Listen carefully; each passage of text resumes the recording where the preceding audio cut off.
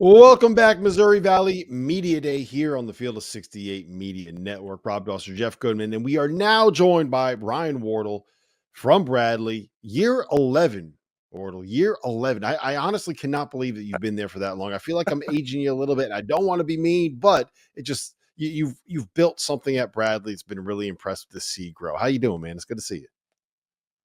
It's good to see you guys. Yeah, it's been a great run. My family, we love Peoria. It's a special place for basketball, and we've been able to build this program up and keep pushing to elevate it to new levels. And that's really why it's a great job right now. And I'm grateful for the opportunity I was given here, the extensions, Dr. Reynolds, my AD. Gratitude is big with me when it comes to this business, and we just want to keep taking this program to another level. I think we can do it, and we're working hard to try to accomplish that now. Hey, so a year ago, you felt great. Everybody else had lost a ton. You come back, you got everybody back. You win 28 games last year. You lead the country in three-point shooting. All is great at Bradley with Brian Wardle. And this year, looks like your hairline has receded a little bit. And I'm no one to talk. I get that. But You're right. you You're lost right, Jeff. You're right. 73% of your scoring. It is a little different. There are a lot of question marks right now. I assume even you being a month out from the start of the season, which we'll talk about that opening day game here in a minute, but what's it been like in the offseason? Well, the gray hairs I'm hiding. Trust me, they are there, Jeff. And actually, my wife just told me that the other day. My hairline's moving back, so this is not good, Rob. 11. Maybe this is what happens when you're 11 years at one place. But I'll tell you what. I have a really talented group in the locker room, but we are young. I mean, I got a lot of newcomers, like a lot of teams do in the country. But I have 8 freshmen and sophomores, so it's been a teaching, patience with a deadline type idea all off season. And I got a lot of new staff members too, because of our success, I've lost coaches, and which I'm very happy about, because my job, I always say, is to develop my coaches just like my players. But it's been a lot of teaching, slowing down, almost recreating and rebuilding our culture in a way, which kind of has excited me all off season. It's been fun to get back in the trenches and build it back up and build the standards back up.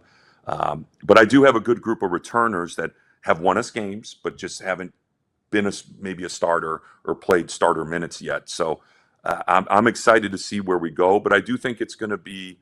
I'm a big process-driven coach, like everybody. You guys hear that all the time. But I do think it's a 1 day, 1 week at a time with this team, and I think we'll get better as the season goes on.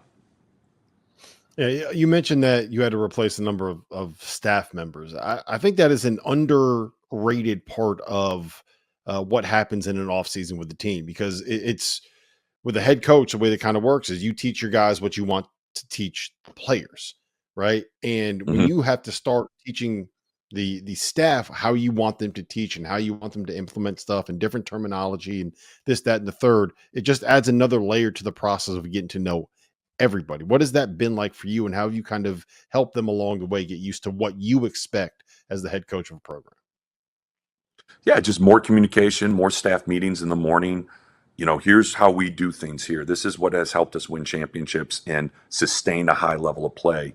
Whether it's the morning breakfast club shooting, the details. I'm a stickler for details. The standards are high. I'm a lock into a details type coach. Here's the details that are important to this program, and we can't turn our cheek to things. I like the gym spotless clean. I like it clean after practice. I'm big on the locker room looking a certain way. We are professionals now. We have to treat it very as a professional, and that's what we're teaching these young men, how to be pros when they leave us, whether bouncing the ball or in the office. I want them to have a professional mindset and a personable mindset every day. And so it's been fun for me to just kind of, guide my staff in that direction. I think they've enjoyed it. I think they've learned, what has helped us over the years. And then they've brought me a lot of new stuff, and I've learned from them too. So it's been really fun with the coaches, because I think we've added a few things that I think can maybe help this group of personnel downstairs be successful this year. Hey, Wardle, how has A.J. Smith looked so far this offseason? I know you're expecting a lot of him transferring from JMU. Yeah, AJ has worked really hard all summer on his three-point shooting. I think that's one thing we wanted to get better, was get him consistently being able to knock down threes. Um, there were certain things in his game when we recruited him. We said we're going to be in the gym working with you on, and I think he's improved those areas. So he's a tremendous young man. I mean, he's a man. I shouldn't say young man. He's a grown Yeah. man who has a lot of minutes, and he's 6'7", extremely strong. Tremendous rebounder. I think that's the thing. Like, he goes and gets it, and I think we've advanced his offensive repertoire. I think he can do more offensively. So I'm excited to see what he does, and he's a matchup problem at the wing forward spot. So we're going to use him some different ways, and I hope that it can be his best year of his career. You mentioned that you have a team that is as talented as any team that you've had, right? 5 freshmen coming in. 3 of them are guys that are highly ranked and highly regarded. And to be frank, I don't know if would have been someone that you could have gotten if it wasn't this era of college basketball. I think that there is I agree. a lane for programs like Bradley to bring in high level 4 stars, to bring in local kids. I think you got 2 of the top 4 recruits from Illinois coming into your program, develop them. And if it's 2, 3, 4 years, whatever it is, and then get them off to the next thing. I feel like you can kind of if you can find that lane and make it work for you, it's a really good way to kind of get in talent and develop talent and coach some guys that can be really, really good basketball players. You're 100% right. And that's what we've done with our program is, Dietrich Richardson, Matthew Zobrist, Montana Wheeler, all 3 of them are extremely talented. They got to fit, they're physically getting ready for this level, but they know I think they came here because they know we've developed players. We've helped players even move up and move on in their careers, whether it's they're here for 4 years and go at a high level of pro ball, or, we've had Rink Mass, we've had Connor Hickmans, Terry Roberts. We've had players do well too, not just go to high major and maybe get paid a lot of money, but they've done well, they've produced. So I think those 3 guys are extremely talented.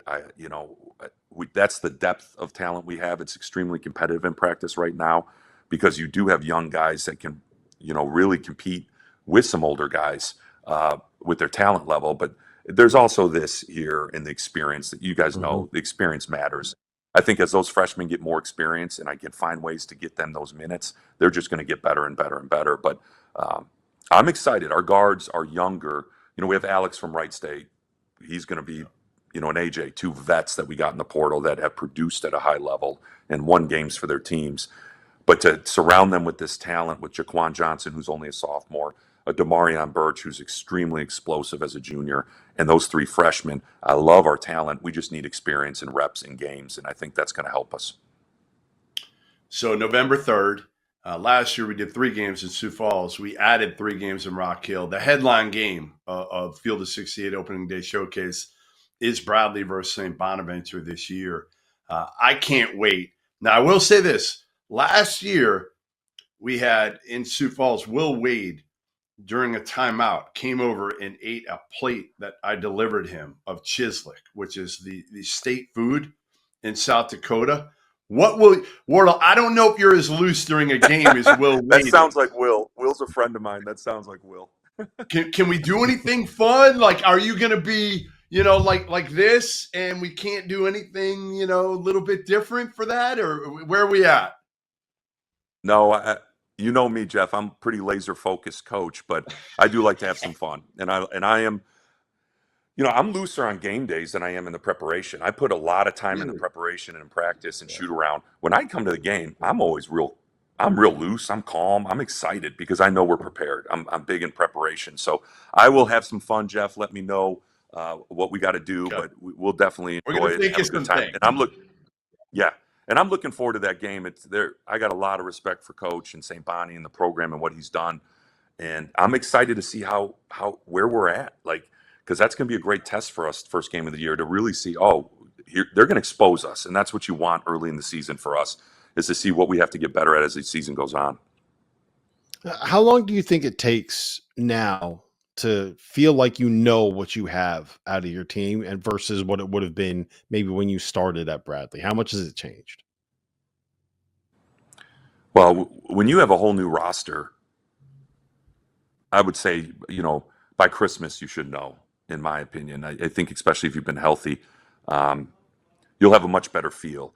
You have to build a team together in 8, 9 months. I'm learning how to do that better. I think every coach in America is learning how to do that better, because we have done a job of retaining. So I've been fortunate and blessed enough to retain 85% of my players or more. But this year, we graduated 9 seniors. 4 started. 6 played a ton.